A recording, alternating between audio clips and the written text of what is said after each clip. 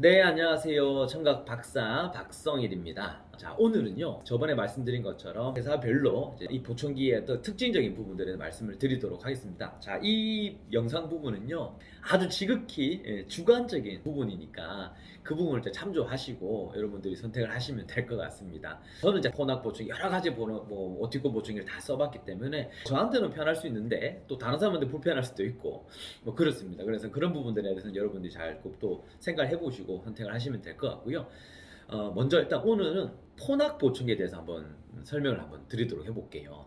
자, 이 포낙 보충기는 이제 스위스에서 나온 회사인데 지금은 뭐 굳이 스위스에서 이렇게 제품이 생산되는 건 아니고 뭐 글로벌하다 보니까 뭐 중국이나 뭐 여러 가지 또 뭐 말레이시아나 뭐 다른 여러 나라의 회사에서 제품이 이제 생산이 되는 경우는 있습니다. 근데 뭐 메인 회사는 이제 스위스라고 보시면 되는 거고요.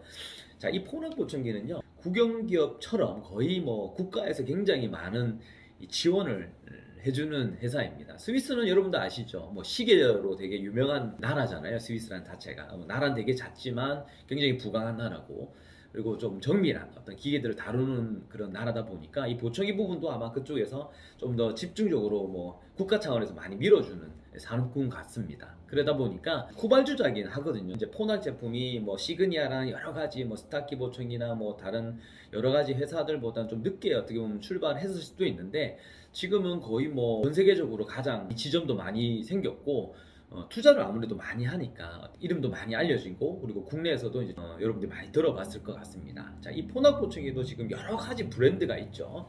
최근에 나온 보청기가 이제 뭐 오데오 라이프라든지 오데오 뭐 루미오라든지 뭐 이런 여러 가지 제품들이 이제 생겼는데 제품 생산이 어떤 그 새로 신제품이 개발되는 어떤 주기가 이 포낙 보청기는 조금 그래도 빠른 편인 것 같습니다. 다른 회사에 비해서 그만큼 나라에서 이제 회사에서 굉장히 이제 적극적으로 많이 투자를 하고 하는 그런 부분이라고 생각할 수도 있을 것 같고요. 근데 대신에 제가 이제 좀 제품 나오는 어떤 그런 이제 특징들을 제가 보고 있잖아요. 근데 나오는 어떤 그런 텀에 비해서는 아주 그렇게 특징적인 것들이 많이 바뀌지는 않습니다. 보통 신제품이 출시가 되면은 새로운 부분, 새로운 기능적인 부분들이 많이 추가가 되잖아요. 근데 기술적인 부분이 바뀌긴 하지만 실제 난청자들이 보청기를 착용을 했을 때 예를 들어서 1년 전에 있는 보청기, 생산됐던 보청기랑 2년이 지나서 생산된 새로 개발된 보청기를 착용했을 때 와, 다르다, 뭔가 신적이다, 뭐 이런 부분들은 사실은 제가 이제 실제로 테스트를 해봤을 때 그렇게 느껴지지는 않았거든요. 그래서 여러분들이 이제 착각하면 안 되는 게 신제품이 나왔다고 해서 무조건 와, 이건 무조건 정말 좋은 거보다 내한테 맞구나, 이런 부분은 아닐 수 있습니다. 그래서 전문 상담사와 전문상 선생님들하고 잘 상의를 한번 해보셔야 될 것 같고요.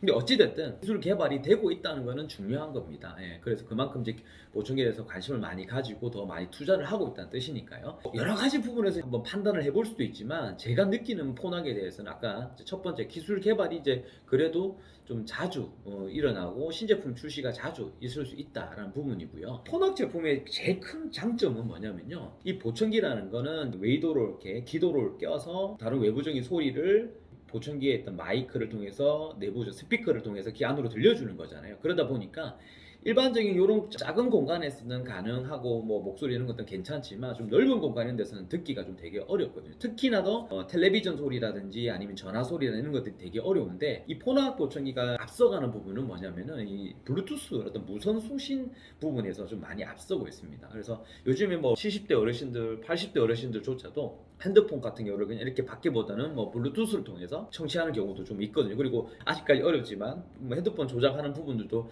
뭐 예전에 한 7, 80대 어르신들보다 많이 좋아졌어요. 그래서 조용할 때는 괜찮을 수 있지만 좀 시끄러운 공간은 어떻습니까? 아무래도 주위에 있는 소음 때문에 전화 받는 게 되게 많이 불편하죠. 우리 일반인도 정상인 경우도 그렇지만 난청이 있으면 훨씬 더 많이 소음의 영향을 받을 수 있잖아요. 그렇기 때문에 이 외부적인 소음이 차단이 되면서 전화기 소리나 이런 소리들이 바로 내 귀로 들리게 되면은 훨씬 좋죠. 자, 이런 부분들이 뭐죠? 블루투스입니다. 예, 블루투스 기능이 다른 회사들에 비해서 그래도 이 포낙이라는 회사가 앞서가기도 하고 블루투스 기능만 있으면 연결이 돼서 전화를 아주 좀 편하게 받을 수 있는 장점이 있습니다. 근데 이 블루투스가 또 하나의 단점이 있을 수 있습니다. 이제 제가 장점, 뭐 단점 이렇게 나눠서 하긴 하겠지만 그냥 이렇게 산발적으로 하도록 하겠습니다.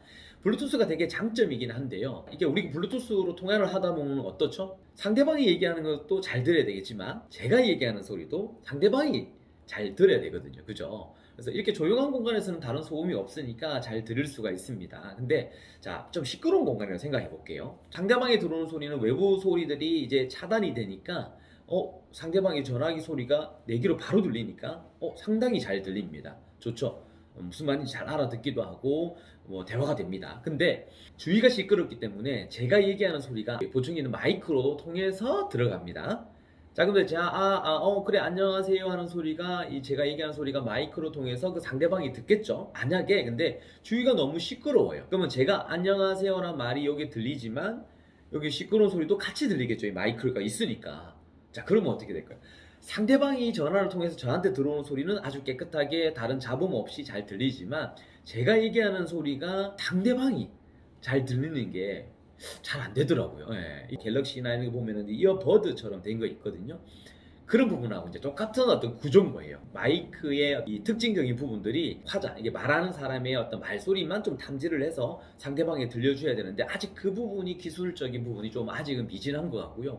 그 부분이 이제 폰학에서는 계속 개발을 중이겠죠. 근데 아직까지는 그런 부분들이 많이 좀 약한 것 같습니다. 그래서 그런 부분이 장단점이고 블루투스가 너무 모든 기기에 다 호환이 되고 아주 좀 쉽게 접근이 될 수 있는 반면에 실제로 이 블루투스를 통해서 대화하는 게 편리성, 핸즈프리 라는 기능적인 부분보다는 난청인들한테는 좀 시끄러운 공간에서 전화 통화가 잘 안 되는 부분을 좀 보완해주는 역할이기 때문에 그런 부분에서는 폰학의 어떤 부분들이 좀 약하지 않을까 생각이 듭니다. 그럼 이건 또 제 개인적인 생각이니까요. 또 하나의 장점은요. 방향성이 가장 굉장히 좀 좋더라고요. 이렇게 무슨 말이냐면은 우리 보청기가 보통은 이게 RIC를 요즘은 많이 끼거든요. 이렇게 되는 부분 여기 그림 보이시죠? 이렇게 이런 형태의 보청기를 많이 끼는데 여기 이제 마이크가 두 개가 있습니다. 요즘에 나오는 거의 모든 보청기 회사들이 마이크가 두 개거든요. 그래서 거의 방향성은 거의 기본적으로 다 됩니다. 근데 이제 제가 여러 가지 제품을 쓴 것 중에서 그래도 이 폰학이라는 제품이 방향성을 잡아주는 기능적인 부분에서 보청기 이 피팅 프로그램이 있습니다. 소프트웨어가 있는데 거기서 이제 어떤 방향성을 여러 가지 형태로 조금 조절해 줄 수 있는 부분들이 좋더라고요. 그런 부분에서는 또 장점인 것 같고요. 자, 또 하나의 또 단점은요. 최근에 개발된 보청기 어떤 충전용 보청기의 충전 단자나 이런 부분들이 개발이 조금 더 업그레이드가 되긴 됐는데 작년까지만 해도 나왔던 충전기 단자를 봤을 때는 다른 회사들은 약간 이제 자기장을 통해서 이렇게 충전하는 방식이라고 보시면은 이 폰학 보청기는 좀 약간 접촉식입니다. 이렇게 딱딱해서 어떤 단자들이 닿아야지만 충전이 되는 방식이다 보니까 일반 저희 같은 젊은 사람들이 탁탁탁 되겠지만 손에 힘이 없고 하신 분들은 이렇게 끼우는 부분들이 잘 안 되더라고요. 이게 보시면은 여기 충전기가 이렇게 있잖아요. 폰학 보충 충전기. 거기에 이제 이 단자가 이렇게 보이시죠? 여기 있는 부분들을 이렇게 탁 끼워야 되는데 사실은 크게 어렵지는 않은데 어르신들이 좀 힘이 약하면은 좀 약할 수 있다는 부분 그거가 조금 단점이더라고요. 그러다 보니까 자기는 충전했다고 했는데 이게 다 충전이 안 된 상태에서 뭐 하루 이틀 정도 놔둬버릴 수도 있고 그러면 이제 방전이 되는 경우도 있고